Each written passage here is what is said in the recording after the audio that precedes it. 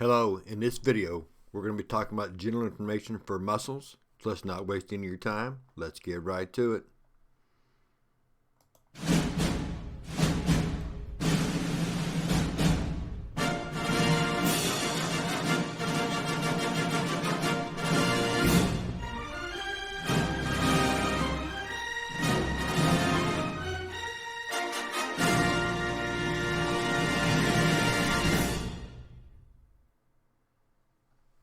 Now, when we're talking about muscles, one of the things we want to emphasize right off the bat is kind of what they're really good at, and that's taking the chemical energy from ATP when that third phosphate is broken off, as we talked about back in the chemistry portion, way back in chapter 2 at the very beginning, back in September. When we take that third phosphate is removed and that energy is released, muscles are really good at taking that energy and then converting them into a mechanical form of motion, which you know what muscles are designed to do, some sort of movement. And even if it's motion, not motion us moving, but motion, picking something up is motion of your arms and whatever, hands. But it's that idea of using that energy to get the task done. Another thing we want to emphasize is the three types, and it's kind of confusing in a easy to fix kind of a way, but there's really two types of muscles, and then the third one is a type of another one, but it's a little bit different, but we'll talk about that. But there is the skeletal muscle, which is easy to understand. That's muscles that are attached directly to bone of some sort that are used as some sort of a pivot or fulcrum. The bones are to get that muscle and attachment point. That's the skeletal muscle. Then there's the smooth muscles of organs, things like that. And the major distinction there is that skeletal muscles your brain controls. Okay, it controls, when you're writing something or picking something up or walking, your brain is coordinating the entire process. Smooth muscles, however, like your digestive tract, like your kidney, things like that, the brain does not control. Okay, I shouldn't say it's not voluntary. You're not purposefully thinking of making that happen. It's involuntary. The brain is controlling it, but it's involuntary. You don't have to think about it. It just happens automatically. That's the smooth muscle, the second type, or another type of muscle. The third, cardiac, that's your heart. It's also a smooth muscle, which makes it kind of confusing, or makes some students wonder why we have three categories. But the cardiac is different enough that it has its own separate category, mainly because of the way the muscles are set up and structured. If you can imagine difference between like your bicep and your heart muscle in the structure is that your heart muscle, if it beats 45 to 60 times in a minute, or if you're in a exercise activity even more than that, that's a lot of contraction and release. Just think about if your bicep did that. If it did that, well, one, how big they would get over time. But just think if your bicep did that, it'd have to be structured in a way where it could last a long time. Because think about your heart. Your heart has to beat basically almost every second of your entire life. So if you can imagine your bicep contracted and did something every second of your life, we'd have huge arms for one. But it'd have to be structured in a way that it's going to last. And obviously your heart has to last. So there's a lot of differences in the structure and the maintenance of that to keep that very, very active.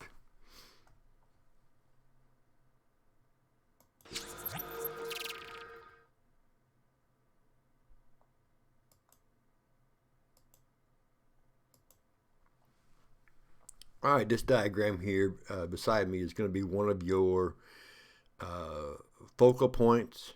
Obviously, probably also one of your frustrations. This will be certainly be part of your testing process. That and there's a backside too. That this will be part of your testing process, possibly even I imagine on a separate day, kind of a lab test day, where you'll have this and the backside, which you'll see soon, and a huge word list, and it's the idea of what names go there. So you'll have to really focus in um, on where they go, and to just simply just memorize or learn how to understand what names go where. So that'll be a big part of our unit, our chapter for the muscles. One of the things that, just like with the open book test, I mean, we think that, oh, it's open book test, no problem, easy peasy.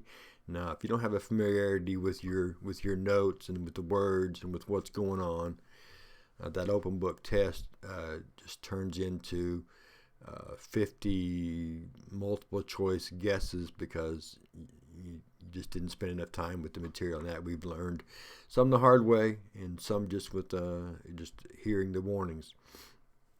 But some of the things that we're going to be looking at in this chapter is obviously the names and where they are and and the muscles that they refer to, I should say. But muscles at the head and neck, and things that can get you to shake your head no, nod your head yes, that kind of stuff. We've looked at the bones and the vertebrae that help us with that. And now we're going to look at the associated muscles as well, muscles of the trunk, which is simply anywhere from your neck to your belly button, that area. And shoulders and upper limbs, hips and lower limbs, all those muscles that are associated. And one of the cool things that you're going to see and it takes a lot of working with to know the muscles that are each fit in each category, but just how muscles work with the attachment to the bones. If you're lifting something with your arms, whether you are curling it, it isn't just your bicep that's doing some work there. I mean, you got the forearm muscles, the hand muscles, they're all helping. And of course, then you got your antagonist on the backside that is working to keep the arm upright. Just the whole idea of setting up, which I don't do very well. I'm a slumper or sloucher, whatever the word you want to use. But we're going to talk about the muscles associated with keeping, just setting upright. You wouldn't think nothing much is going on, but there's actually a lot going on. If you think about a tent, that's the metaphor I'm going to use when we talk about that section. But you think about a tent, it isn't just the main pole in the middle that's keeping that tent up. It's all the stakes around, and the stakes in the ground from the ropes that are pulling on it, keeping it upright. And your muscles kind of work the same way. It isn't just one muscle that's doing something. It's muscles in different directions. Providing the force, providing the stability, providing the resistance, from falling over when you're walking. Your head, you're leaning forward a little bit. Okay, those back muscles are what's keeping you from just boom, face planting into the ground, which would be embarrassing. And hopefully somebody get some video of that. But that's the idea of what we're going to be looking at.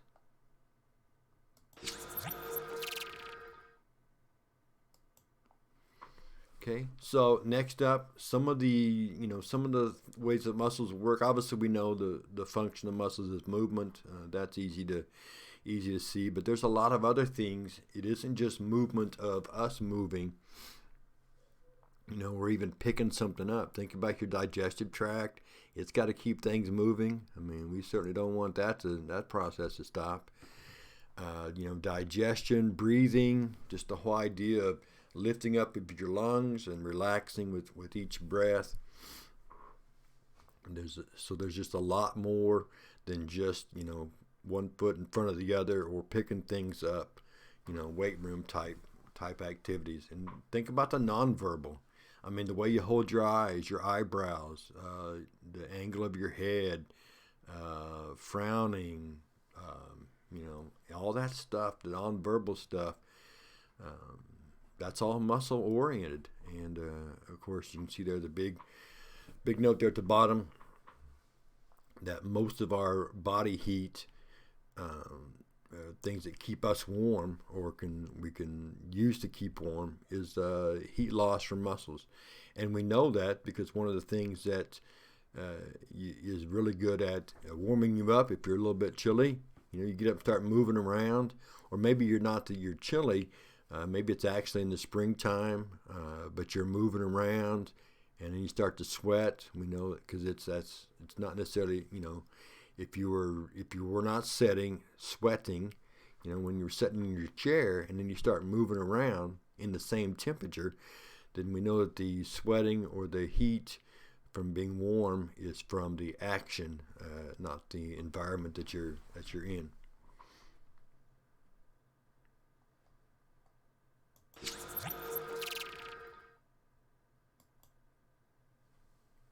All right, some more functional muscle stability. We talked about that there are muscles on the opposite side of the primary muscle that you're using. So like when you're lifting something up with your biceps, not only are your forearms helping out, but your triceps are also helping out to keep everything stable. You've got anti-gravity muscles, as I mentioned, that keep your head up and not just being pulled down from gravity, that kind of stuff. And we haven't even gotten to the sphincters yet. There's a funny episode in Big Bang Theory if you watch that show or have in the past, where Sheldon goes into one of his rants about, not rants as in angry, but informative rants, talking about the sphincters and how the body couldn't survive without them.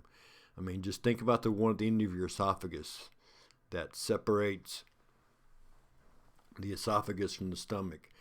You do not want those acids from the stomach working their way up into the esophagus, and when that happens, I mean, that's some serious heartburn going on, and very painful for people that happens to with, and vice versa.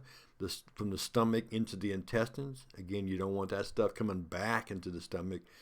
So those sphincters have to do their job to the point to where they've got the material going in the direction it's supposed to be, and then when they close, so it can't come back. I mean, you don't want that backing up into the previous compartment at all. But that's the sphincters.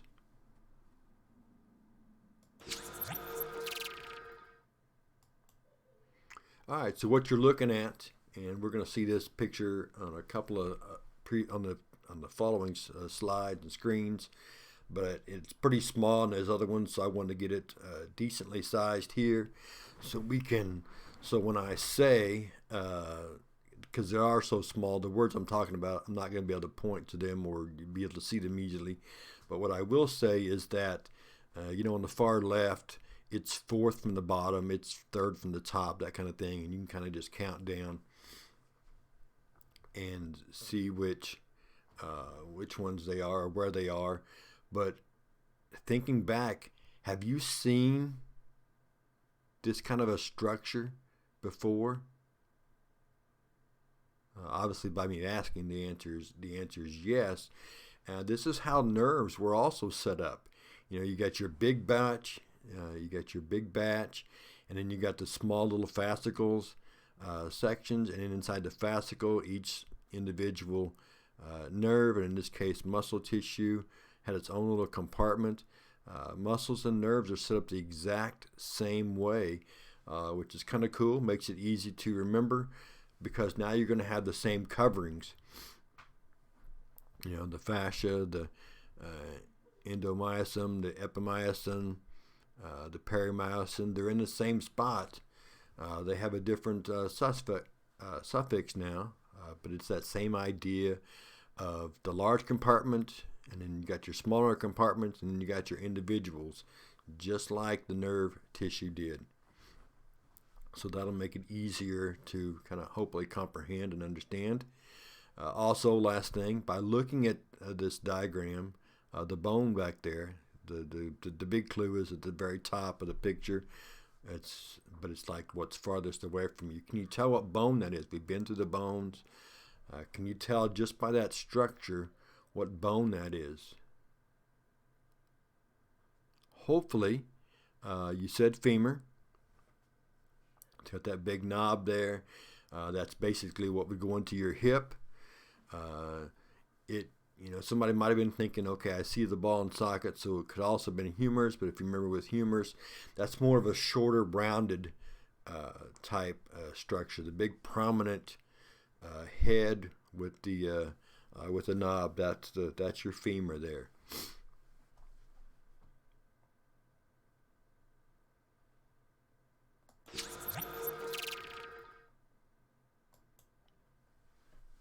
And as promised, there's that same picture, but as you can see, pretty small. But we're going to be looking at the three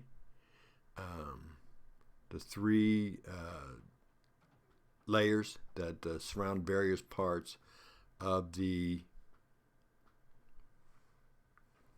muscle tissue, and you can see the endomysium. It is, if I can remember right, let me see if I can pick it out there. I think it is, well, it's the individual, so it's down there towards the bottom. But the endomysium, as you can see, it's what goes around each of the muscle fibers.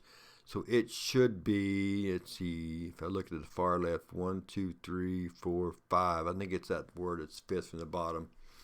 But it's the big sleeve going around. If you think about a ham, at Thanksgiving or Christmas or just any given time.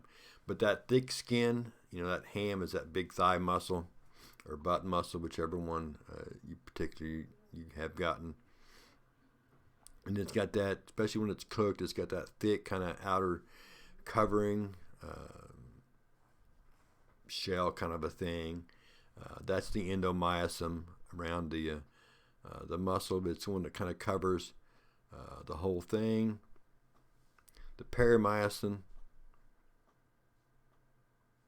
See, the perimysin would be, it looks like that's the third word from the bottom on that far left-hand side. Not those, don't count those little three at the very, very bottom that are pointing to the individuals that are more kind of in the center of the picture.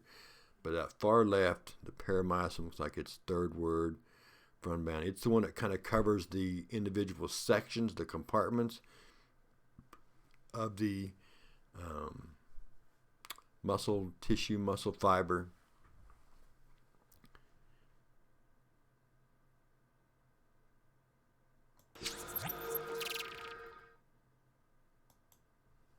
And of course the epimyosum, which is what's going to cover the entire muscle. So it's going to be right along the left there somewhere. But it's the one that kind of covers the entire thing. Oh, you know what? I said those backwards, didn't I? Yeah, I did. That's my fault. I did the endomysium, which I should not have done because the endo would refer to being indoors. So the endomysium, again, that's my fault. But hopefully you just wrote down what was on the screen, because the screen would have been right. But the endomysium, the indoors, very far in the indoors, that's what's going to surround the individual fibers, which is at the very bottom of the diagram. The epimyosum, which is what's going to cover the outside. That would be the outside of that hand I was talking about earlier. And again, that's my fault. But again, you're writing down what's on the screen, which is going to be fine. And of course, it's right underneath the fascia, which is the full outer surface of the muscle tissue.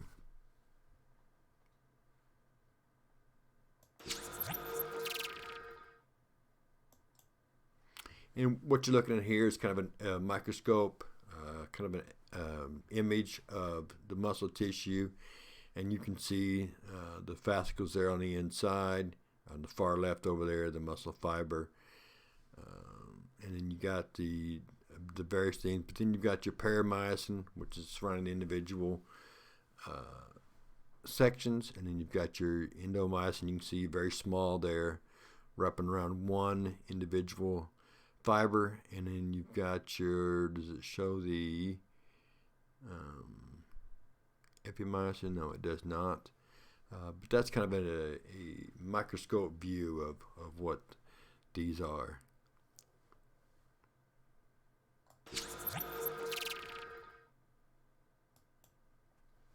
All right, next up for our discussion, and again, this picture you're going to see on the next few slides, and again, it'll be much smaller.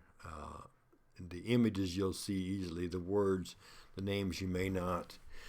But these are the way different muscles are structured, and we'll talk about them. But you can kind of see based on how they're structured, where they're going to be, what their attachment point would look like. Like things like the fusiform on the far left, that's obviously like your bicep would look like that. Your thigh muscle would look like that, to where it's going to have a cartilage tendon connection, kind of on both ends, and then the big muscle is in the middle. Then you've got your parallel, which is the second one from the left. That's like what your stomach muscles, your abs would look like, where they got those pinched ends, but they're contracted pretty strong. A triangular, you can see that would attach up above to something like on your scapula or collarbone or shoulder, where a muscle comes up and attaches to it, and then the tendon would be like on the other end, would be like maybe on your elbow or whatever the other attachment point is.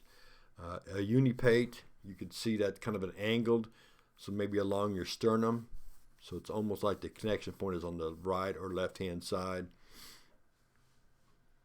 And again, bipate, bipinnate, again, attachment from the top, but not nearly as wide or strong looking, almost leaf-like. Multipinnate again as well, and of course your circular. And you might see that and be thinking of some sort of a sphincter, whatever, and it could be. Sphincters are structured very similar to that, but that's actually your eyelid opening and closing, and things like that.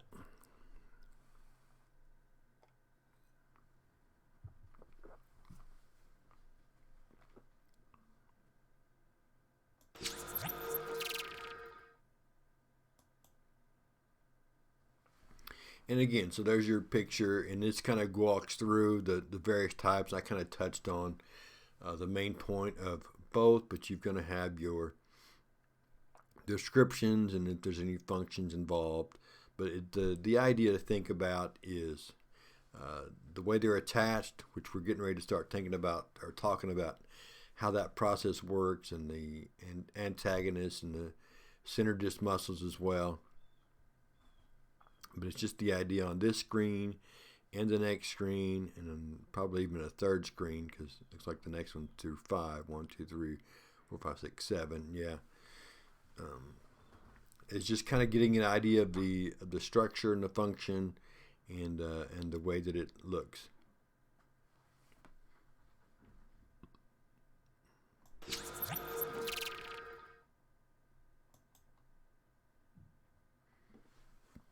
And here's the rest of them.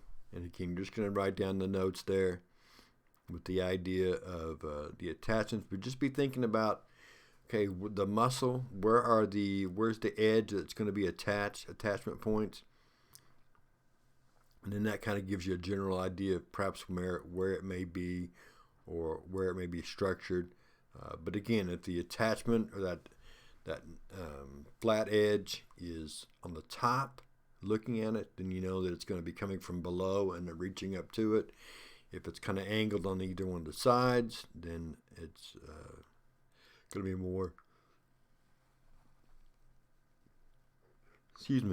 the attachment point going more to the side.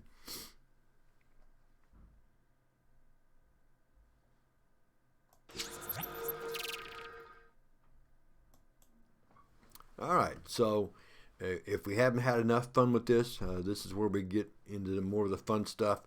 And on these day 2 activities, when we're working with just like we do with the bones, when we're working with the models and stuff that either we have or that I've gotten from Crowder, we're going to be spending some time talking about the attachment points and these, as you can see there, the other muscles that's involved. That's one of the things we'll be looking at, really to understand.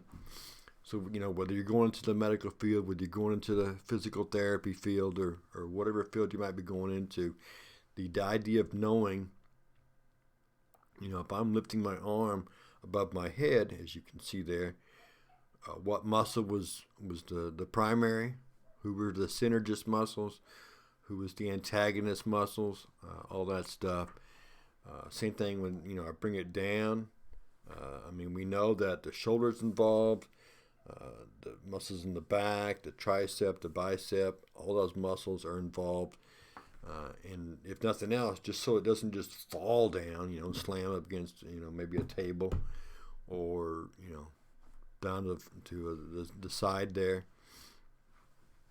Making sure that happens in a smooth fashion. That's what we're getting ready to start talking about.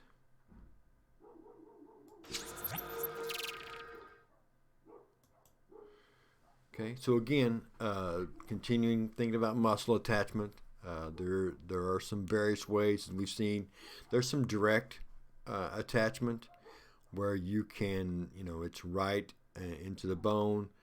The previous one talked about indirect. I should have mentioned that. But indirect is when it tapers into a tendon and then it's attached to the bone. That's indirect. But direct, there are some fashions, some situations where the muscle is attached straight to the bone. And there's even some that we're going to see. Oh no, it's number 3 down there.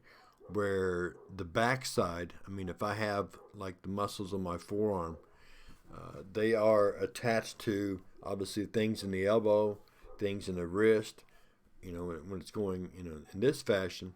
But then the length of the muscle itself, okay, where's the other side or the top side? What's it attached to? And that would be the skin. One of the things, if you think back to my leg surgeries way back in November and December, obviously you weren't there, but just talking about it, one of the things that they had to do to remove the veins is to, obviously cut open a section of skin, and in some cases it's almost like a dissection, to where they cut a line down on 3 sides, across and then down each side, where they can just roll the skin back to get to the vein that they're going to be cutting out of the portion of it. But that was fairly painful because the skin and the muscle, they're attached to each other, and it's not just like a little bit of sticky. It's sticky. It's duct tape sticky. And those of you that are hunters, you also know this, because if you have to field dress a deer or something like that, removing the skin from the muscles, that's a little bit of work. Involved there. So there is a decent attachment to that point.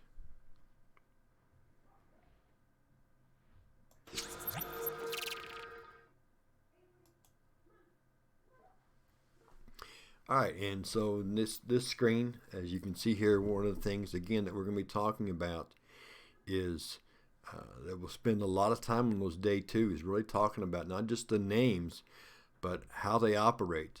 Where's the origin at? Where's the insertion at? Those will be easy to identify because the origins are typically a lot wider, a stronger anchor point than the insertions. The insertions are kind of what the accessory muscles or the accessory bones that that are working on. So, for example, if you're in the weight room, whatever you're doing, curls, or you're picking up, maybe you reach down to pick up your cat or your dog, and then you bring them to your chest, that curling motion, okay, there's a lot of muscles involved in that, as we can imagine. But what we're talking about is the strength of that, being able to do that, pull that to your chest, is it starts with the origins of your bicep and tricep up against your shoulders and your scapula, and that you can see in that picture, in that diagram, how wide those are. That's your anchor point. Okay, if those can't handle that motion, they tear. You're in a lot of trouble. So they got to be very strong. And the whole idea, you think about curls, is you're thinking, okay, elbow and forearm, and sure, they're participating, but those insertion points are much smaller. Okay, but those are also the ones that, like with Tommy John surgeries with baseball players, and you can see it in other fields. Those are also the ones that can tear those tendons or those ligaments, ACL injuries, just because they're smaller. I mean, there's not nearly as wide. And of course, the belly of the muscle is the fat part, the wide part.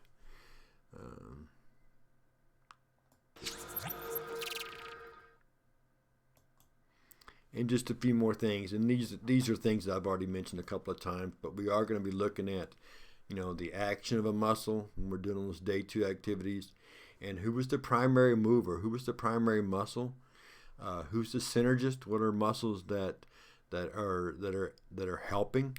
So when I lift something over my head, obviously the deltoids and then the bicep helps out, the triceps helps out, but also your back muscles. I mean, if this is an exercise you do in the weight room, I mean, you're going to be working the shoulders, and of course here I am talking about weight room, and I don't even know where it is. So, but anyway, I know where it is, but don't use it. Your back muscles, upper chest muscles, you're going to be working all of those muscles to get this act done. Your deltoids may be the primary, but you got your bicep, the upper pectorals, back muscles, all helping to get that done. And of course, your antagonist, which we're going to look at on the next screen, would be your tricep, to make sure that happens, and it happens in a smooth fashion. I mean, when you're lifting weights, you want to do it in a smooth fashion, and that's done by the triceps resisting the motion to try to slow it down. And I'm sure you can hear that. Obviously, I can't see outside, but I suspect the mailman's here, and Avery now is going bat dog crazy in this case.